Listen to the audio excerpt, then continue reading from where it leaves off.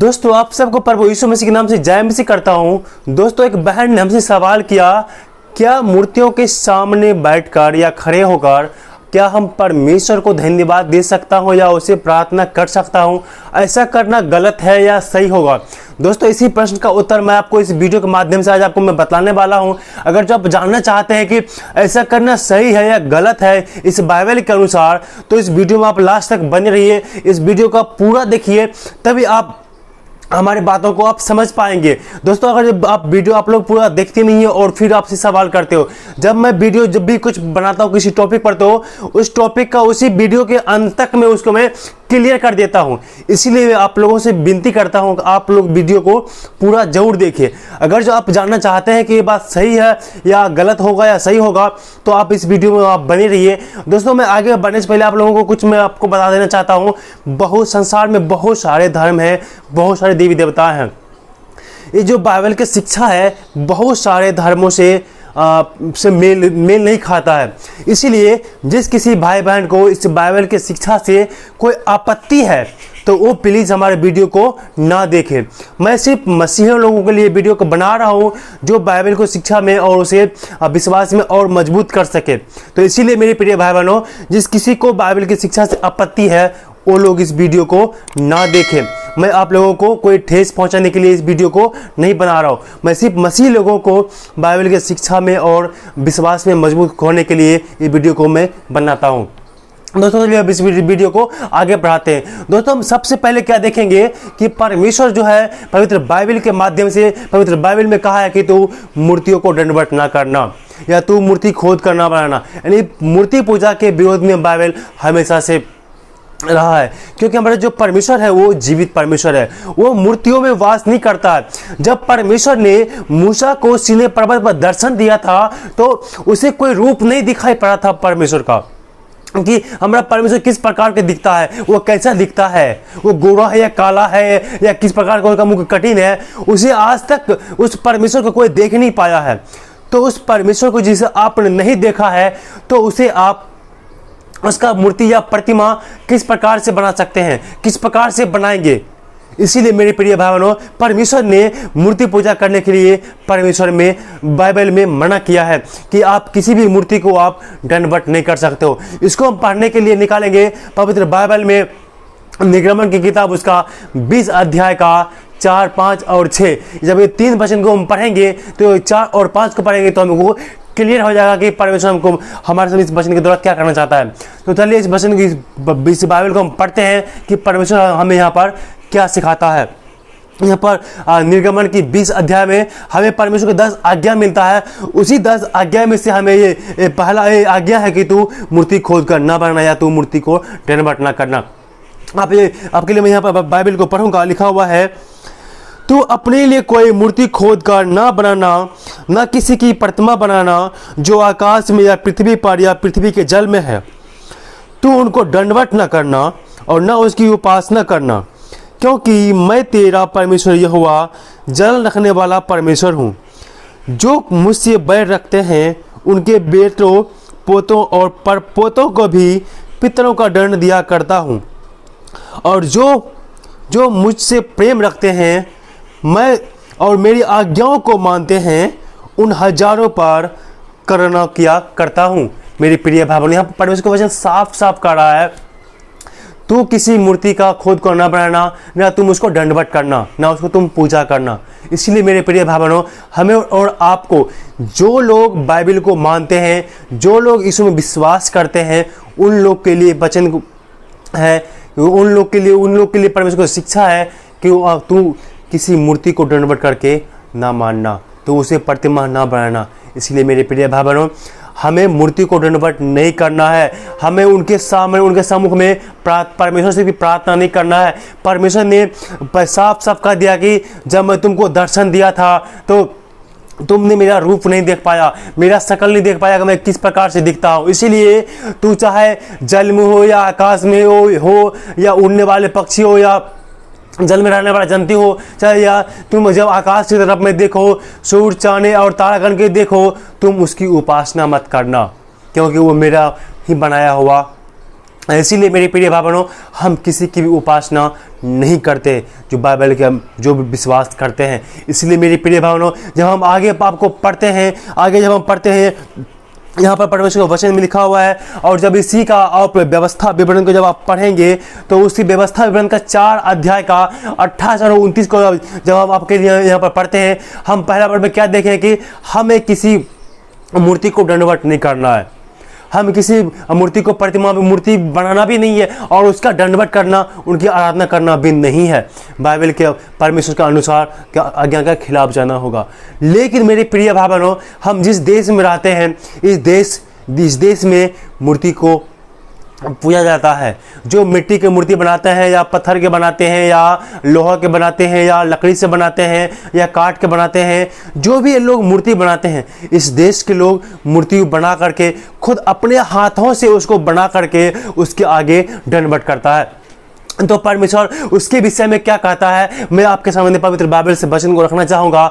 आप व्यवस्था विवरण का 4 अध्याय का 28 और 29 वचन पढ़ेंगे। इस वचन को लेकर मैं पहले भी आपसे बात कर चुका हूं, एक बार फिर से मैं आपको समझाने के लिए इस वचन का प्रयोग करूंगा। यहाँ पर लिखा हुआ है व्यवस्था विवरण 4 अध्याय का 28 और 29 में, और तुम मनुष्य के बनाए हुए लकड़ी और पत्थर के देवताओं की सेवा करोगे, जो न देखते और न सूंघते और न खाते और न सूंघते हैं, परंतु वहां पर भी यदि तुम अपने परमेश्वर यहोवा को ढूंढोगे तो वह तुमको मिल जाएगा। शर्त यह है कि तुम अपने पूरे मन से और अपने सारे प्राण से ढूंढो। इसलिए मेरे प्रिय भाई बहनों, हम जहाँ रहते हैं, आपके परिवार में, आपके घर में, आपके गांव में, आपके मोहल्ला में, जहाँ कभी आप मूर्तियों से घिरे हुए हैं, मूर्ति पूजकों से घिरे हुए हैं, अगर जो वहाँ पर भी हम परमेश्वर को ढूंढते हैं, उससे प्रार्थना करते हैं, तो हमें वो मिलता है। शर्त क्या है? पूरे मन और पूरे प्राण से।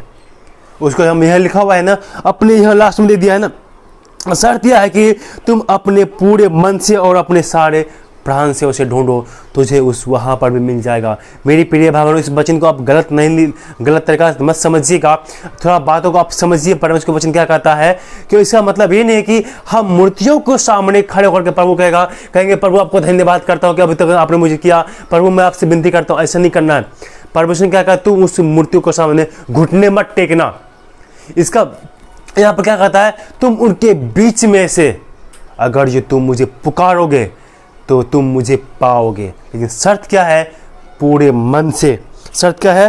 पूरे मन से और पूरे प्राण से उसे ढूंढोगे, तुझे वो वहाँ पर भी मिल जाएगा जहाँ से तुम उसको ढूंढोगे। अपने घर से या अपने मोहल्ले से, तुम अगर जो चारों तरफ मूर्तियों से भी घिरे हुए, वहाँ पर भी अगर जब मुझसे प्रार्थना करते हैं, पूरे मन से परमेश्वर को पुकारते हैं, तो वो हमारे लिए वो काम करता है। मेरे प्रिय भाई बहनों, इसका मतलब ये नहीं कि हम मूर्तियों को सामने घुटने टेक करके प्रभु से कहेंगे प्रभु मुझे चंगाई दे दो, प्रभु मुझे मैं आपको धन्यवाद करता हूँ, प्रभु मुझे ये कर दो। ऐसा इसका मतलब ये नहीं कि आप मूर्तियों के सामने घुटने टेकोगे। आप जब मत्ती का 4 अध्याय पढ़ेंगे तो वहाँ यीशु की परीक्षा के बारे में बताया गया है।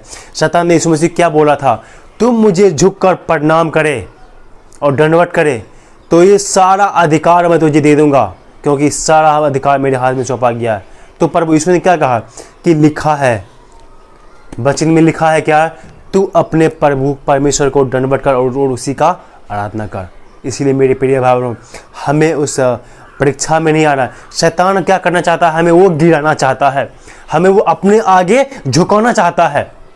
इसीलिए कभी कभी ऐसा होता है क्या, आपके जो परिवार है उसको आपके खिलाफ में खड़े कर देंगे।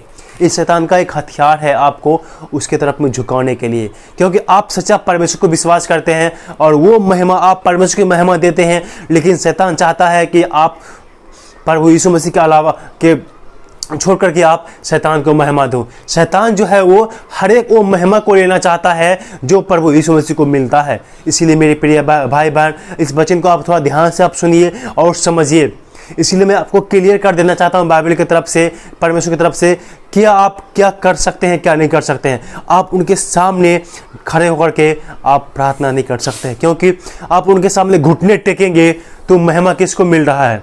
परमेश्वर को नहीं, महिमा उस मूर्तियों में छुपे हुए शैतान को मिल रहा है। मूर्ति शैतान नहीं है, उसके अंदर में जो छुपता है ना वो दुष्ट आत्मा होता है। जब आप बाइबल को पढ़ेंगे तो आपको समझ में आएगा, क्योंकि मूर्ति तो इंसान ने बनाया है, वो इंसान ही निर्मित है, इंसान ने उनको बनाया है, अपने हाथों से बनाया, मिट्टी से बनाया या काठ से बनाया। वो ना बोल सकते हैं, ना हिल सकते हैं, ना सुन सकते, कुछ भी नहीं कर, अपने मन से वो हिल भी नहीं सकते हैं। उनको यहाँ से वहाँ तक जाने के लिए भी लोगों का सहारा लेना पड़ता है मेरे प्रिय भाई बहनों। लेकिन हमारा परमेश्वर ऐसा नहीं है। हमारा परमेश्वर जीवित है, वो हर एक काम करने में सक्षम है। प्रभु यीशु ने क्या कहा, अगर तुम्हारा विश्वास राई के दाने के भी बराबर हो तो तुम इस पहाड़ से कहोगे उठकर चला जाए, खसक जाएगा। इसलिए मेरे प्रिय भाई बहनों, आपका विश्वास मजबूत होना चाहिए और आप उस मूर्ति के आगे घुटना टेक करके विनती ना करें। अगर जो मजबूरी है परिवार में, मैं मानता हूँ, मैं जानता हूँ, जो भी हमारे जो इस भारत जो हम लोग यहाँ पर आते हैं ना, हम सब मूर्ति पूजा के बैकग्राउंड से आते हैं और वहाँ पर एक मसीह जब बन जाते हैं, को विश्वास बन जाते हैं तो बहुत तकलीफ झेलना पड़ता है वहाँ पर। लेकिन मेरे प्रिय भाई बहनों, आपके लिए बच्चे एक और वचन में आपको पढ़ना चाहूँगा। यहाँ पर लिखा हुआ है, आप जब रोमियो की किताब जब पढ़ेंगे तो हाँ, रोमियो की किताब का 12 अध्याय का दूसरा वचन में क्या लिखा हुआ है, एक चीज़ मैं आपके लिए वचन को पढ़ूंगा। इस संसार के दृश्य ना बनो, परंतु तुम्हारे मन के नए हो जाने से तुम्हारा चाल चलन भी बदलता जाए, जिससे तुम परमेश्वर की भली और भावती और सिद्ध इच्छा अनुभव से मालूम करते रहो। मेरे प्रिय भाई बहन, संसार के दृश्य का मतलब है, जब आप यीशु मसीह को नहीं जानते थे तब आप उस मूर्तियों के पीछे चलते थे, उनकी आराधना करते थे, उनके आगे घुटने टेकते थे। लेकिन जब आपने प्रभु यीशु को जाना, जब आपने संसार से चुन लिया, प्रभु यीशु में जो भी व्यक्ति आते हैं ना, प्रभु ने कहा तुझे मैंने तुम्हें संसार से चुन के अलग कर लिया है, इसलिए तुम उनके समान ना बनो जो वो लोग करते हैं। इसलिए बदलने का मतलब है आत्मिक रूप से बदलना, ना कि शारीरिक रूप से, आत्मिक रूप से बदलना। आप जब आत्मिक रूप से बदल जाएंगे तो जो परमेश्वर को अच्छा लगता है आप वो करेंगे। यहाँ पर वचन में लिखा हुआ है ना, इस परंतु तुम्हारे मन के नए हो जाने से तुम्हारा चाल चलन में बदलता जाए। नए हो जाने का मतलब है आपका दोबारा जन्म। आप इसके अलग टॉपिक आप थोड़ा सा जानते होंगे। जब आप कोई यीशु में विश्वास करता है, वो प्रभु यीशु मसीह के नाम से दीक्षा लेता है, यानी बपतिस्मा लेता है, तो वो नया जन्म पाता है। तो नया जन्म में पुराना चीज़ नहीं होता है। जो भी आप दीक्षा लेने से पहले काम करते थे, विश्वास में आने से पहले जो आप थे, इस विश्वास में आने के बाद वो सारा जो काम जो बाइबल के खिलाफ है वो आप नहीं करेंगे। यही मतलब है मन के नए हो जाने से तुम्हारा चाल चलन बदलता जाए। जब तक आप धीरे धीरे आप मसीह के वचन को आप समझने लगे हैं, उस पर विश्वास करने लगे हैं, उनकी आज्ञाओं को आप जानने लगेंगे कि परमेश्वर की क्या आज्ञा है, तो आपका चाल चलन भी बदलता जाएगा और परमेश्वर की जो इच्छा है उसको आप जानने लगेंगे। जब तक आपका मन नहीं बदलेगा, आपका मन परिवर्तन नहीं होगा, तब तक आप परमेश्वर की इच्छा को आप नहीं जान पाएंगे। इसीलिए वचन कहता है तुम्हारे मन के नए हो जाने से तुम्हारा चाल चलन भी बदलता जाए, जिससे तुम परमेश्वर की भली भांति और सिद्ध बलिदान होकर के मालूम करते रहो। इसीलिए मेरे प्रिय भाइयों, आप जो है आपका मन धीरे धीरे बदलेगा तो आप धीरे धीरे आप परमेश्वर की इच्छा को जानेंगे और जानेंगे कि हम परमेश्वर किस प्रकार से खुश कर सकते हैं, तो आप उसी प्रकार से आप चलते जाएंगे। इसीलिए मेरे प्रिय भाइयों, आपका मन धीरे धीरे बदलता जाएगा। तो उस नया जन्म में आप पुराना बातें आप बिल्कुल ना करें। नया जन्म एक अलग विषय है, मैं उस पर नहीं जाऊंगा। सिर्फ मैं आपको समझाने के लिए आपको मैं इस प्रकार से वचन को मैं बता रहा हूँ। एक जगह और आपके लिए मैं वचन को पढ़ूंगा, मत्ती रचित सुसमाचार उसका 10 अध्याय का 32 और 33। मत्ती की किताब उसका 10 अध्याय का 32 और 33। मत्ती 10 अध्याय 32 और 33। यहाँ मेरे प्रिय भाई बहनों, प्रभु यीशु मसीह ने इससे साफ साफ आपसे कह दिया है। अब यहाँ पर लिखा हुआ है मत्ती 10 का 32 और 33। मैं आपके लिए वचन को पढ़ूंगा। जो कोई मनुष्य के सामने मुझे मान लेगा, मैं उससे अपने स्वर्गीय पिता के सामने मान लूंगा।